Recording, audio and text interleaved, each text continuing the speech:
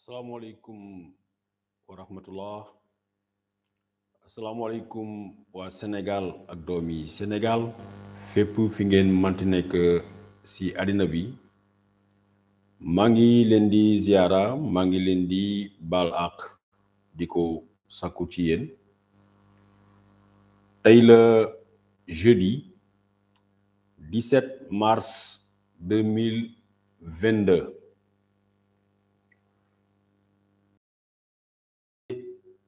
semaine bi yëpp depuis pratiquement wala le 3 mars yëngalaat nañu li nga xam ne moo di le dossier Adji Raby Sarr fan yii yëpp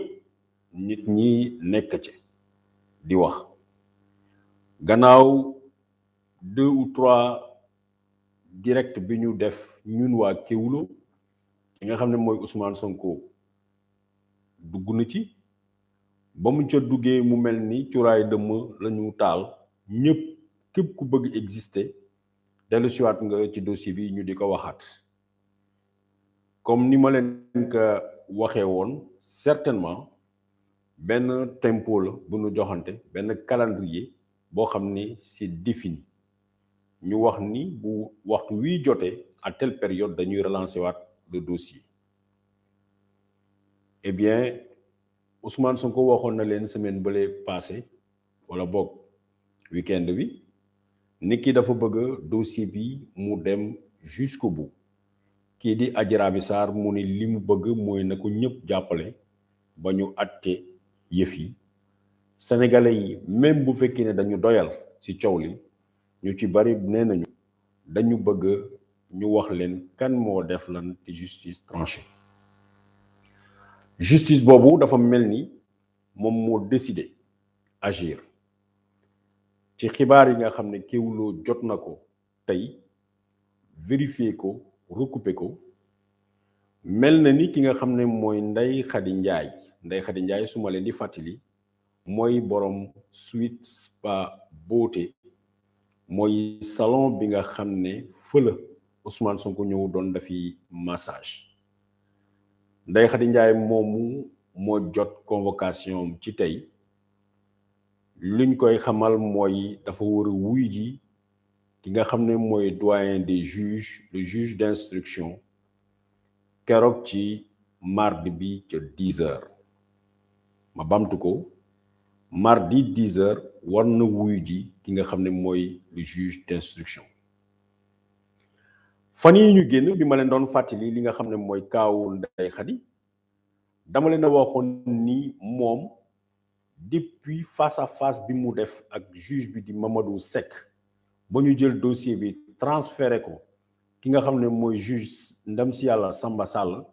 moom Ndeye Khady kenn mësu ko auditionné alors que nangu nañu passeport am placé ko it sous contrôle judiciaire kenn mësu ko. De l'autre côté Ousmane Sonko 10 reprises dem nañu auditionné ko gannaaw bi ñu fësalee xibaar yooyu yëg nañ ni tey ki nga xam ne mooy Ndeye Khady convoqué nañ ko dafa war a ñëw wuy si ki nga xam ne mooy juge d'instruction dans le cadre de l'affaire Adji Raby Sarr ma bamtuwaatal leen encore pour fàttali leen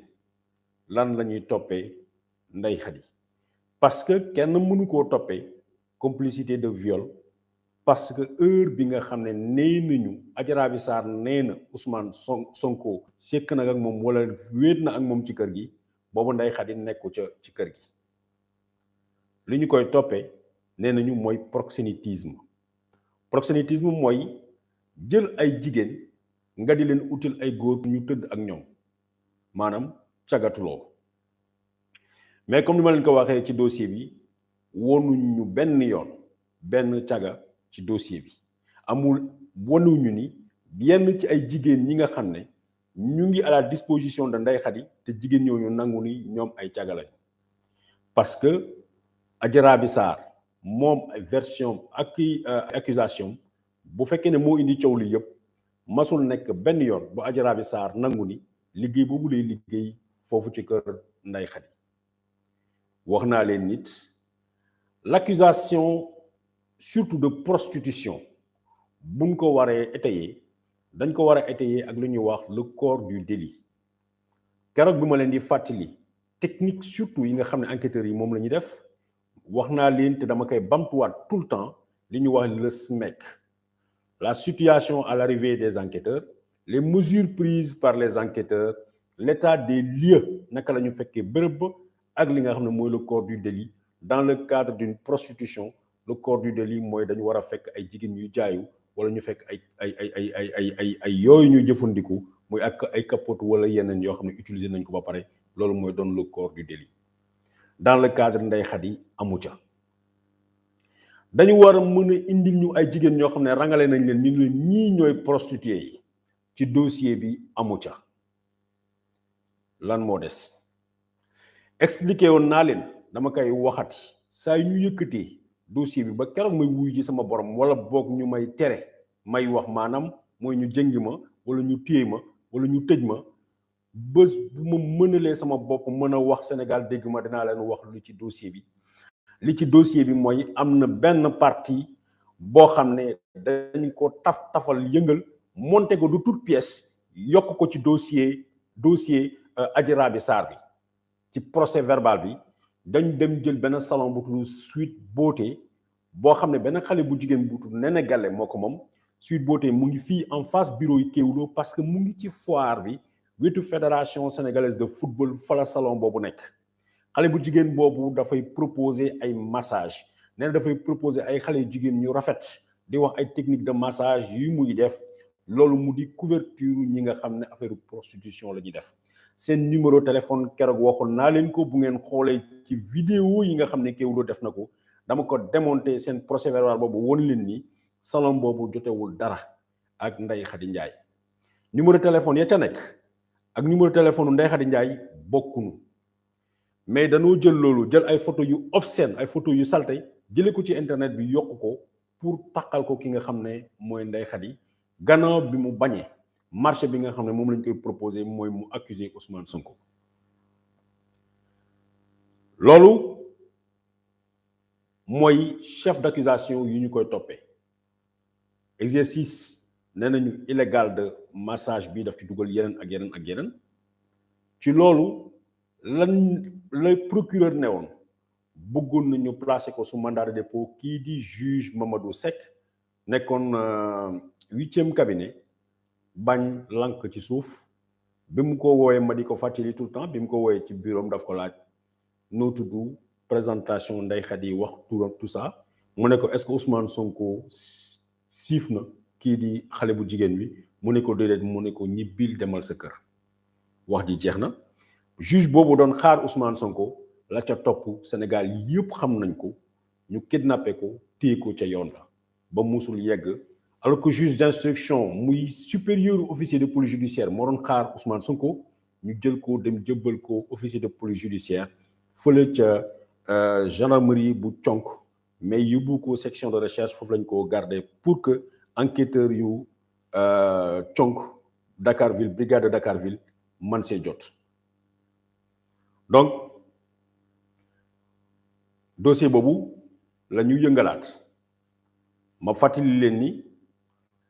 Ndeye Khady Ndiaye mooy ki nga xam ne yëf yi ci këram la xewe mooy ki nga xam ne xaaroon nañu ci moom mu ne leen dëgg la Ousmane Sonko moo tëddee xale bi mu lànk ne la loolu du dëgg fekkeewuma ko te loolu amut sama kër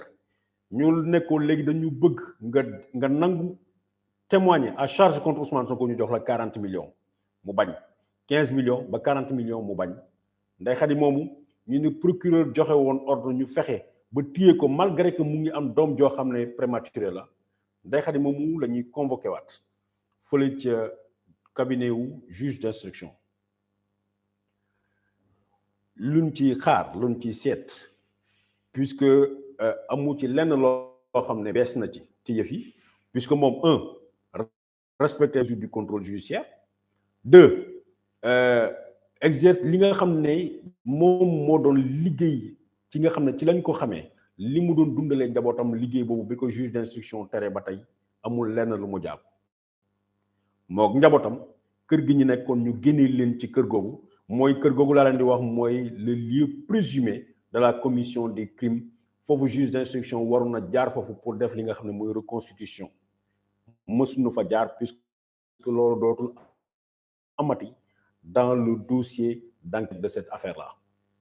mais dinañ ko woo ne ko mu ñëwaat lan moo ci mën a xew lan moo ci mën a xew parce que amul un fait nouveau dans le dossier lu ci mën a xew mooy non-lieu non-lieu et non-lieu loolu rek moo ci mën a xew parce que en tout cas ça n'a été porté à la connaissance de personne que gis nañu ay xale yu jigéen ñoo xam ne dañ doon cagatuloo te Ndeye Khady moo leen doon cagatuloo gisuñu benn li ñu wax les délits du corps li ñu wax le corps du délit gisuñu ko fenn mbokk yi li mooy lu bees ci tey 21h20 moo jot ci Ndakaaru xam naa pour ñenn ñi guddi na tardive la nekk heure tardive mais loolu mooy xibaar bu bees bi Ndeye Khady Ndiaye convoqué nañ ko fi nga xam ne mooy cabinet juge d'instruction ca mardi bii ñuy ñëw ca 10h la war a wuy ji luñ ko doon toppe nag mooy certainement proxénétisme exercice illégal ak yenn yoo xam ne wax dëgg yàlla la pertinence de ces chefs d'inculpation des na parce que démonté nañ leen ko ñun Kéwoulo li nga xam ne mooy photo taf yëngal yi ñu jël boole ko ci dossier bi juste pour mën a am fu ñu mën a basé fu ñu mën a wéeru mbokk yi bañ a chargé sujet bi lii mooy li ma leen a bëggoon a indil ci ngoon si di ñaan yàlla suñu borom sàmmuñu sàmm Sénégal musal ñu ci pexew waa kër ñàkk jàmm parce que waa kër ñàkk jàmm du benn nit mais ay doomi aadama lañu yoo xam ne mun nañu ne sax ay association de malfaiteurs lañu seeni pexe seeni yitte bés bu ne muy nu ñu fexe ba fitnaal doomi aadama yi ba duñu xalaat lenn lu dul fitna bi nga xam ne moom lañu leen teg jërëjëf